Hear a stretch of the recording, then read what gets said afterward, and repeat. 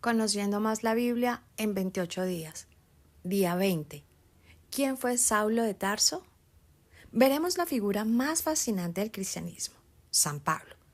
La pasión que sintió por Cristo sale de lo normal. Realmente es un apasionado de la causa de Cristo.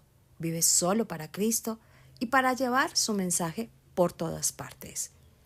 A lo largo de su historia, la Iglesia siempre ha sido iluminada por la palabra de San Pablo, porque tanto el magisterio como los teólogos han recurrido necesariamente a sus cartas para profundizar y proponer la doctrina de la fe.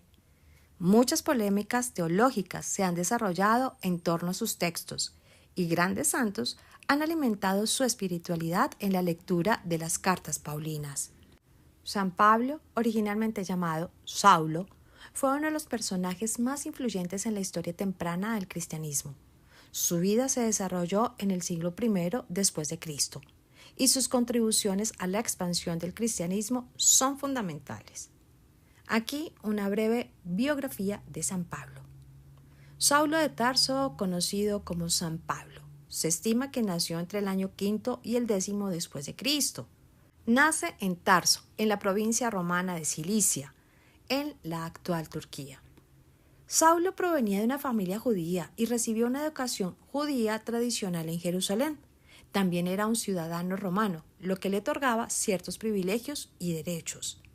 En sus primeros años, Saulo era un fariseo, devoto y feroz perseguidor de los seguidores de Jesús, a quienes veía como una amenaza para la tradición judía. Se involucró activamente en la persecución de los cristianos y estuvo presente en el martirio de Esteban, el primer mártir cristiano. Saulo era un fariseo, un miembro del grupo religioso judío que se destacaba por su estricta observancia de la ley judía y su celo por la tradición. Como fariseo, Saulo estaba profundamente comprometido con la interpretación y la práctica rigurosa de la ley de Moisés.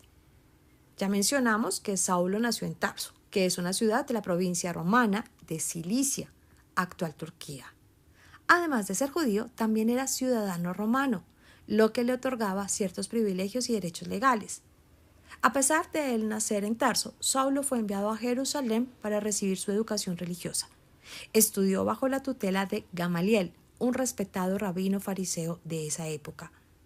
Esta educación en Jerusalén lo expuso a la comunidad judía y al fervor religioso de la ciudad. Saulo se convirtió en un feroz oponente de los seguidores de Jesús. Estuvo presente en el martirio de Esteban, el primer mártir cristiano, y participó activamente en la persecución de la incipiente comunidad cristiana. Consideraba a los seguidores de Jesús como una amenaza para la pureza de la fe judía. Antes de su conversión, Saulo obtuvo autorización para perseguir a los cristianos en Damasco. Fue en el camino hacia Damasco que experimentó una visión impactante de Jesucristo resucitado, lo que marcó el inicio de su transformación radical. La vida de Saulo, antes de su encuentro con Cristo, estuvo caracterizada por su devoción farisea, su participación en la persecución de los cristianos y su papel como defensor de la ortodoxia judía.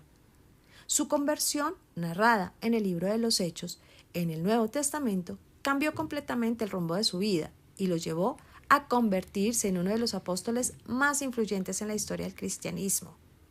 Tras unos años de educación en la fe en las comunidades cristianas de Damasco y Antioquía y un tiempo de reflexión personal, Pablo inicia una actividad incansable con el afán de propagar el mensaje de Jesús y de formar nuevos grupos creyentes.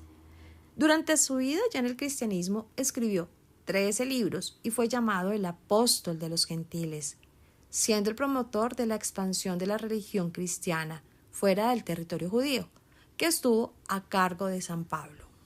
En sus viajes misioneros, Pablo enfrentó persecuciones, encarcelamientos y sufrimientos. Fue arrestado en Jerusalén y llevado a Roma, donde según la tradición fue martirizado alrededor del año 64 o 67 después de Cristo. Bajo el gobierno del emperador Nerón, fue ejecutado por decapitación debido a su fe en Cristo. El legado de San Pablo es inmenso. Sus escritos, que forman una parte significativa del Nuevo Testamento, han influido profundamente en la teología cristiana. Sus epístolas abordan cuestiones teológicas, éticas y eclesiásticas, y sus enseñanzas han dado forma a la comprensión cristiana del Evangelio.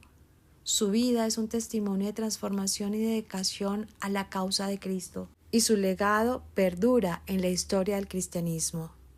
Podemos destacar algunos puntos de su doctrina. Justificado por la fe. Como fariseo, Pablo creía estar justificado o salvado por su práctica detallada de la ley. Pensaba que eran sus obras las que le hacían justo delante de Dios.